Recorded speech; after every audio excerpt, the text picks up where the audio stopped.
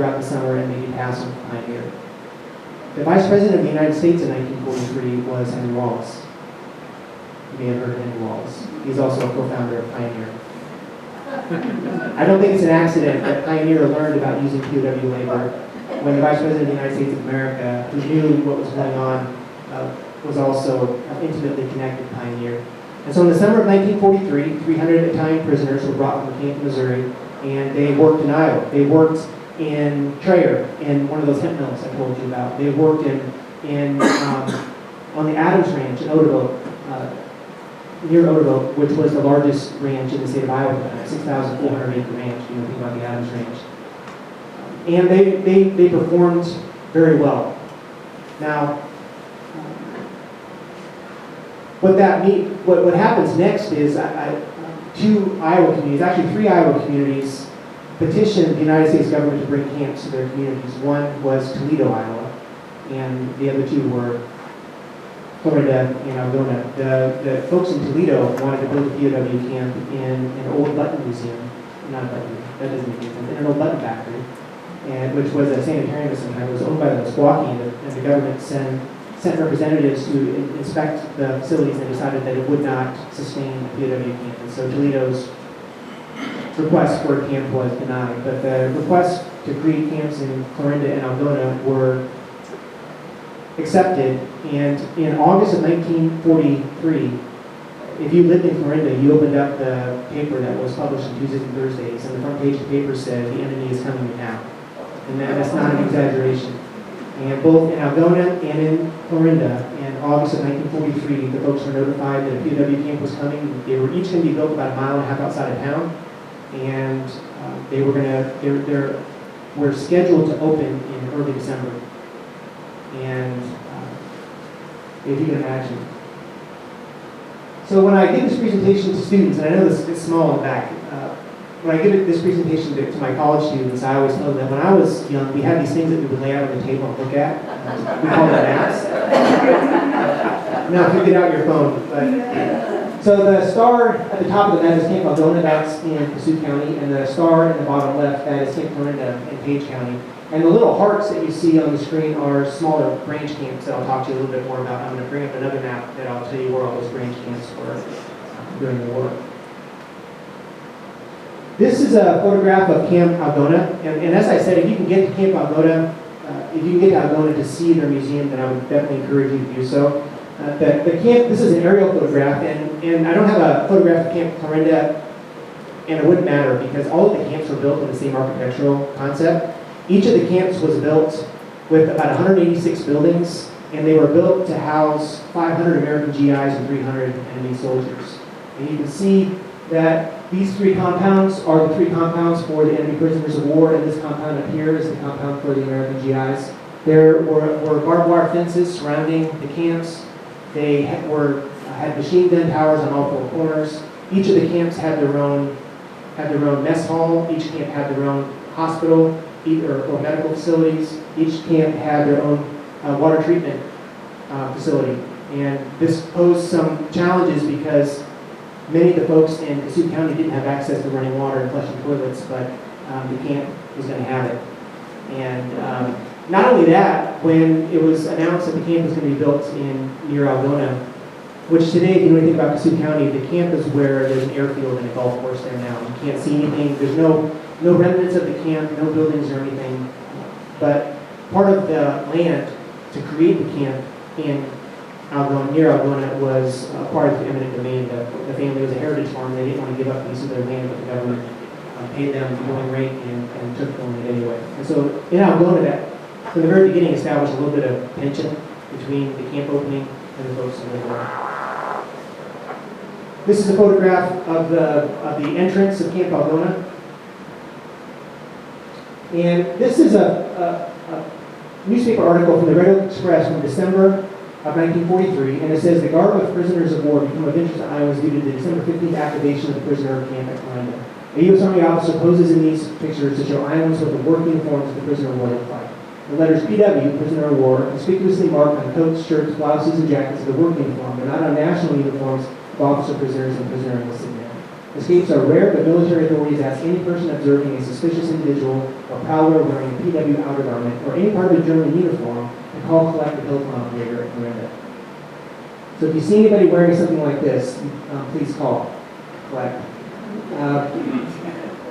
Now, the camps are both going to open within a couple of days of each other in January of 1944. And Camp Florinda is going to open and it's going to function very smoothly, very quickly, and Camp Algona is not. And part of the reason for that is because the first camp commander at Camp Florinda, his name was Lieutenant Colonel Arthur Lobdell. And Lobdell was in public relations before he went into the military during World War II. And so from August to January of 1943 to 1944, Lobdell basically carried on a brilliant public relations plan to get the people of Florinda and Shenandoah, which is 15 miles away, ready for the camps to open. To the point where when the camp construction was completed, they opened the gates of the camp and encouraged everybody in town to drive their cars out and drive around the camp so they could see it. Because keep in mind that this is 1943, and if you don't see it with your eyes, then it doesn't exist. And a lot of people, especially young people, are going to want to drive out of town to see what's going on out there. And guards were given orders to shoot anyone near the wire. And there were, Arnold Kramer, who is a professor at Texas A&M, wrote a book called Nazi Prisoners of War in America, where he describes the POW program nationally. And so if you want to know more about the POW program across the nation, there's a great book called Nazi Prisoners of War in America by Arnold Kramer. And Kramer describes in places like Wyoming where folks were shot at by American guards because they were prowling around barbed wire. And not because they were doing anything nefarious, but just because they were snooping. And so the local newspapers consistently encouraged people to stop driving out. There's nothing to see here. And by allowing the folks to come out before the camp opened in Florinda, kind of took away some of the history. And as a result, when the camp opened in Florinda, from the very beginning, there was a good and positive working relationship between the camp and the community.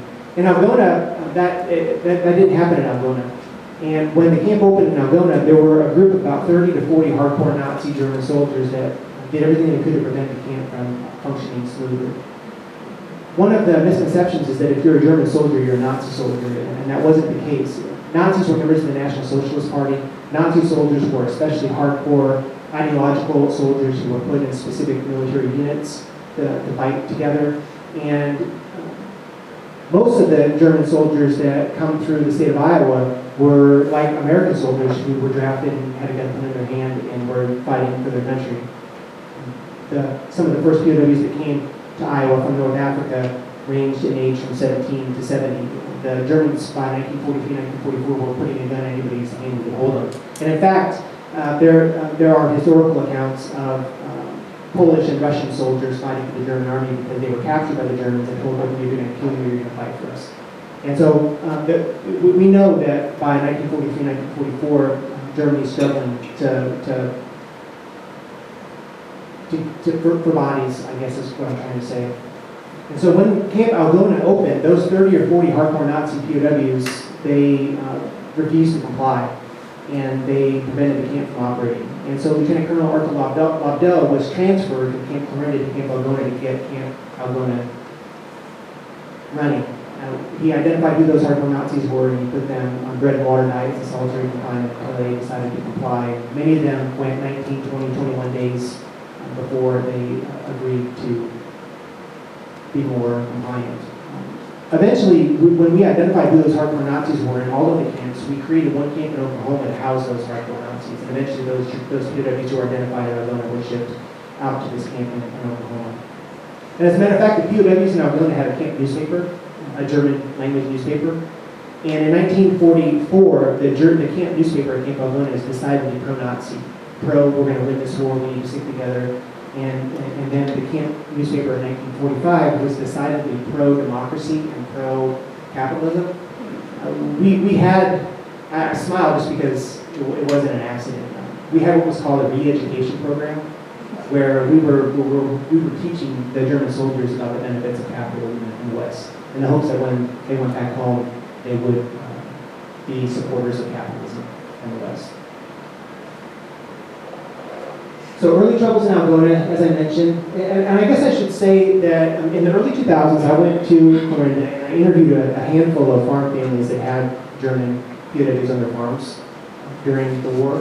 And one of the people I interviewed, her name was Corinne Gerker, and Corinne Gerker was Camp Commander Lieutenant Colonel Arthur Waddell's camp secretary. She had graduated from high school in 1943, and she was 18 years old, and she became his camp secretary. And so when I interviewed her, I asked her, I said, how did your family feel about these enemy soldiers essentially coming to town? And she said, my parents were much more worried about the 500 American GIs than they were about the German soldiers. Just use your imagination there. But when you think about it, each of these camps cost $1 million to build in 1943. If you think of the concrete, if you think of the lumber, if you think of the electrical, if you think of all of the labor and all of the supplies and all the materials that it takes to build these camps, I think Corinda and Algona were both about 2,500 people in 1943.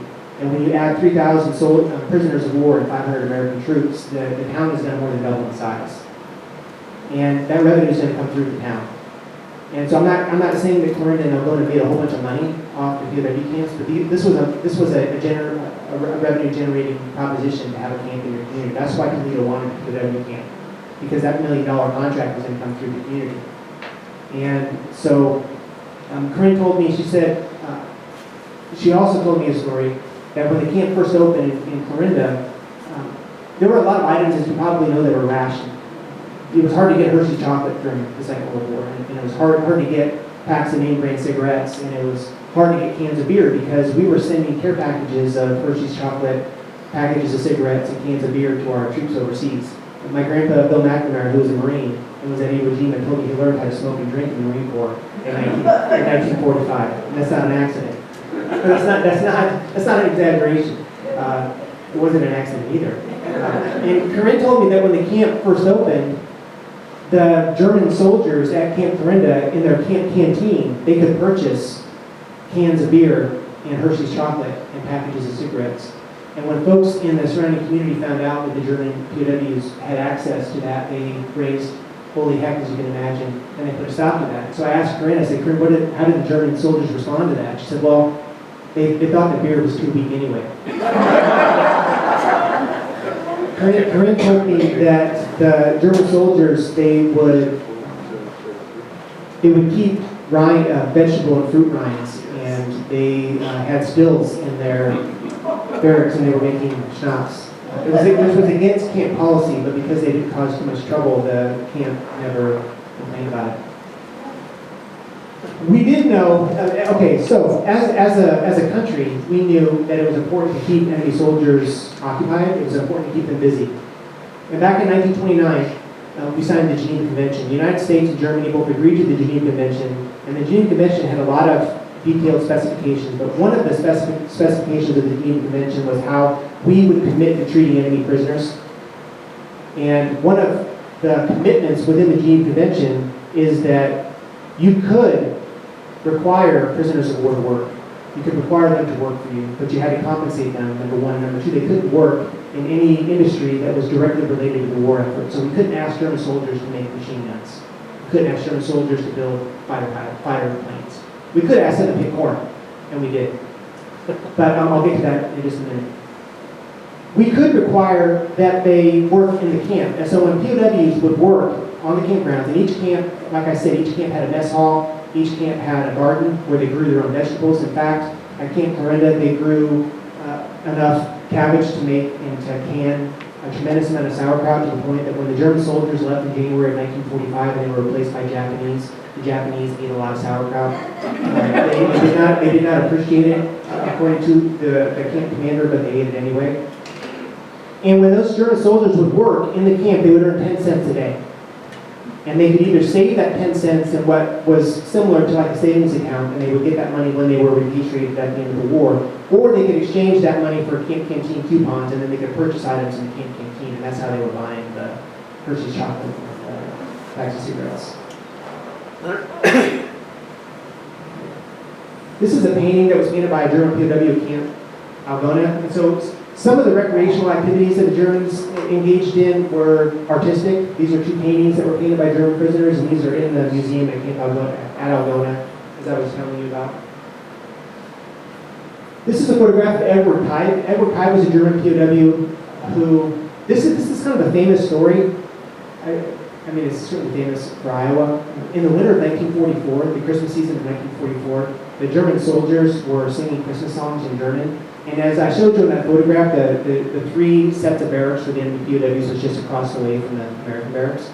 And as the story goes, the German soldiers were singing Christmas songs in German, and the American soldiers began singing Christmas songs in English. And essentially, the American soldiers and the German soldiers are serenading each other in the Christmas time, and this is Christmas of 1944. And Edward Timm, who was one of the German prisoners of war, was so moved by the way that he was treated and by the relationship that he developed with the farm family that he worked with in 1944 and 1945, that he carved a nativity scene that was 1/64th on scale. And then when he left, when he was sent back to Germany after the war, he left the nativity scene as a gift to the people of Algona. And you can go to Algona, you can see the nativity scene. They have it on display. Here's another photograph of them. Wow.